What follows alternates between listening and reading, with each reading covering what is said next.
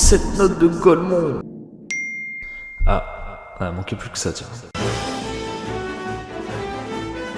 Bonjour à toutes et à tous, j'espère que votre gala s'est bien passé, ainsi que votre semaine de partiel. J'ai personnellement pleuré des larmes de sang sur ce troisième tristement connu exo de MDS qui a, on peut le dire, créé pas mal d'embarras. Mais ne vous en faites pas, car aujourd'hui je suis là pour raviver votre cœur avec non pas 1, non pas 2, non pas 15, mais bien 4 cas issus du QCM de mécanique du point numéro 8 qu'on va aujourd'hui résoudre et décortiquer sans aucun problème ni contrainte. Et ne vous en faites pas parce que pour ces 4 cas, nous ne serons pas tout seuls, nous serons accompagnés de notre grand frère à nous tous, notre ami, notre GOAT parmi les GOAT. J'ai nommé Isaac Newton. Parce que c'est à partir de sa deuxième loi qu'on va pouvoir résoudre tous ces beaux cas. Et on y va tout de suite. Mais avant tout, que nous dit la deuxième loi de Newton ? Dans un référentiel galiléen, la deuxième loi de Newton stipule que la somme des forces agissant sur un objet est égale à sa masse multipliée par son accélération, à condition que l'objet soit en mouvement ou que la force appliquée le mette en mouvement. Si l'objet est en équilibre ou en mouvement rectiligne uniforme, la somme des forces est nulle, car l'accélération dépend de la vitesse. En d'autres termes, dans les 4 minutes et 11 secondes qui suivent la loi de Newton, la somme des forces est égale à ma. Passons au premier cas. Premier cas, le Chomp de Mario. Ouais, je l'appelle comme ça. Dans ce premier cas, on étudie le mouvement d'une bille de masse m qui glisse sans frottement sur un plan incliné d'angle alpha. Elle est soutenue par un ressort de longueur à vide 23 cm et de raideur k est égal à 10 N par mètre. Enfin, on sait que le ressort a une longueur de 11 cm lorsque la bille est posée au repos. On cherche dans notre exemple l'angle alpha, seul inconnu du problème. En voyant ce mur, vous êtes peut-être en train de pleurer minablement devant votre copie, et je vous comprends. Mais ne vous en faites pas, car nous avons toujours Isaac Newton. D'après la seconde loi de Newton, dont les conditions sont vérifiées dans notre cas, on a somme des forces qui est égale à m1. Or, dans notre cas, la bille est immobile car elle est dite au repos. Elle pourrait très bien glisser, mais cela ne changerait rien à notre cas car la vitesse est uniforme, donc l'accélération est nulle. La somme des forces est donc égale à 0. On peut désormais projeter sur deux axes que vous créerez, I et J, juste ici. Sur I, nous avons deux forces qui s'appliquent. La force de la tension infligée par le ressort, ainsi qu'une partie du poids selon l'angle alpha. Ici on aura P fois moins sinus alpha sur I. En J, nous avons deux forces, la réaction du support et une partie du poids. Mais nous ne connaissons pas la réaction du support, alors on se concentrera uniquement sur l'axe I. D'après notre seconde loi, on se retrouve avec cette équation. Il nous suffit ensuite de la modifier juste un peu et d'appliquer la fonction arcsinus dessus, et nous obtenons un joli angle alpha de 37,8 degrés. Si on veut trouver la masse de la bille, comme c'est proposé dans d'autres questions, on suffit juste de remanier un peu notre équation et d'aboutir à la même chose, parce que cette fois on connaîtra l'angle θ.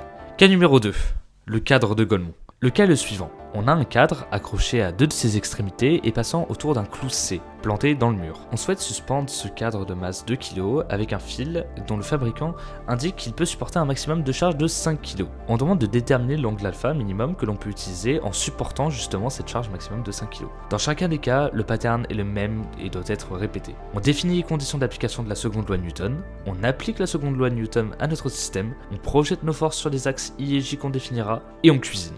La seconde loi de Newton s'applique dans notre cas et on a bien la somme des forces qui est égale à 0, car notre système est immobile, la vitesse est nulle, donc l'accélération encore plus. On crée alors I et J et on projette nos forces dessus. En I, vous remarquerez que nous avons deux forces de tension T1 et T2 en fonction de l'angle alpha. Vous conviendrez alors que selon I, on a T1 cos alpha moins T2 cos alpha. Si vous ne voyez pas pourquoi nous avons cos et moins cos, eh ben je peux plus rien faire pour vous. À chaque fois j'explique, ça me dit que j'ai une technique d'autiste. J'abandonne, c'est bon, reprenons.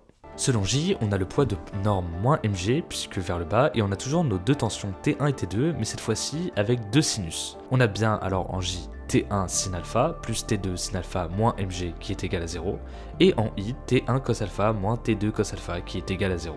On va d'abord étudier l'axe I pour déterminer T1 et T2.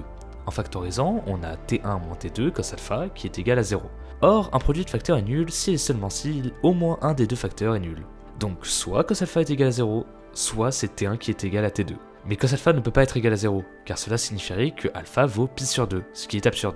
On en déduit alors que T1 est égal à T2, qui est égal à T pour la suite de notre exercice. On réutilise ce qu'on vient de trouver dans notre équation selon l'axe I, et cette fois on passe à J.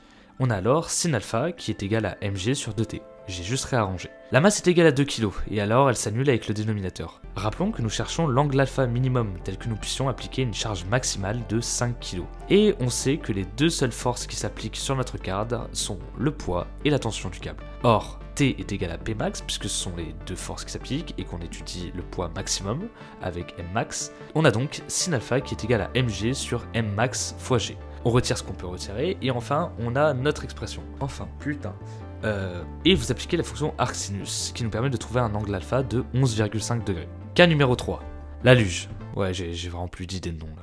On étudie une personne qu'on appellera de manière complètement aléatoire Lena, qui a une masse de 25 kg.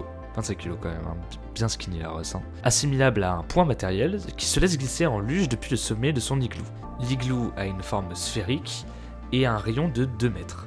Sa position est repérée par l'angle θ avec la verticale. On néglige tous les frottements et si nécessaire, on a g qui est égal à 10 mètres par seconde carré et on nous demande de calculer l'angle selon lequel la luge décolle avec une vitesse qui est égale à 1,81. Comme vous le voyez sur le schéma, Lena est sur le point de se casser la gueule bien comme il faut. Ce qui est, on va pas se mentir, hilarant. Mais ce qui serait encore plus drôle, c'est de savoir à partir de quel angle est-ce que Lena va se casser momentanément la gueule. Comme d'habitude, on utilise la seconde loi de Isaac Newton. Somme des forces est égale à ma. On projette sur deux axes, qui sont cette fois-ci l'axe normal et l'axe tangentiel, puisqu'on est dans un repère cylindrique, respectivement EN et ET. L'accélération dans notre cas n'est pas nulle, et on aura selon EN moins N, la réaction normale du support, et le poids P en partie selon cos θ, qui sera égal à M fois V carré sur R, qui est l'accélération normale selon EN. Sur ET, on aura le poids selon sin θ, qui sera égal du coup à M fois l'accélération tangentielle. On ne va ici s'intéresser que à EN, car on ne peut pas calculer l'accélération tangentielle. Quand Lena décolle du haut de ses 25 kg, vous êtes d'accord pour dire que n est égal à 0, car le support ne réagit plus. La réaction du support est donc inexistante, et on a donc plus de contact entre Lena et le sol, car elle est sur le point de s'exploser sur le bitume. Miskin. Donc n est égal à 0. On réarrange alors juste un peu notre expression pour trouver cos θ qui est égal à mv carré sur r fois p. En appliquant la fonction arcsinus, on trouve θ qui est égal à 80,4 degrés. Pour trouver la réaction normale du support, vous devez juste changer un tout petit peu votre équation et vous trouverez. Quatrième et dernier cas, la touplie bébé de con là. Pour ce dernier cas, on étudie le point matériel M de masse 250 grammes relié à l'origine O par un fil inextensible et sans masse. On a aussi un cercle de rayon 30 cm autour duquel gravite le point M, et on cherche la tension du fil au point A, si VA est égal à 14 mètres secondes. Alors selon vous, qu'est-ce qu'on va utiliser? Isaac Newton. Somme des forces est égale à ma. On est dans un repère cylindrique, on projette donc selon deux axes euro et Eθ. Sur euro, on aura T, la tension, et P fois moins cos θ, qui est égal à M fois l'accélération normale, V carré sur R. Et sur Eθ, on aura le poids M selon moins sin θ, et qui sera égal à M fois l'accélération tangentielle. On va étudier euro, car je ne sais pas comment se comporte mon accélération tangentielle. Bélec AL. Sur euro, on réarrange alors notre expression et on arrive à ceci. T est égal à mv carré sur R plus p cos θ. Sauf que problème, on vit dans une société et ça en dit long, saucisse. Et je ne connais pas θ, mais ce problème n'en est pas un, car je ne sais pas si vous avez remarqué, on étudie le point A. Et au point A, θ est égal à 0. Comme le nombre de personnes en cohorte C. Zbobouz. Le cosinus dégage alors, et on applique pour trouver T qui est égal à 165,7 Newton. Ah oui, et il y a un dernier cas que j'ai pas traité, mais j'ai la flemme, force à vous. Bon, je pense que c'était la vidéo la plus galère à faire de ma petite carrière, donc je suis vraiment preneur de retour sur cette dernière vidéo. Et ceux de la dernière m'ont vraiment donné beaucoup de force, donc vraiment merci pour ça, ça m'est extrêmement bien. Les cas étaient assez galères à expliquer, donc si vous avez des questions, passez en DM et je vous répondrai pas. D'après le groupe WhatsApp de l'an dernier, le QCM n'est pas pareil sur papier que celui sur Open School. C'est soit niveau 10C, soit une énorme douille, mais globalement on utilise quand même la seconde loi de Newton, donc gardez-la en tête. Prenez soin de vous et de vos proches, on le dit pas assez, et énorme bisous à la cohorte A et E.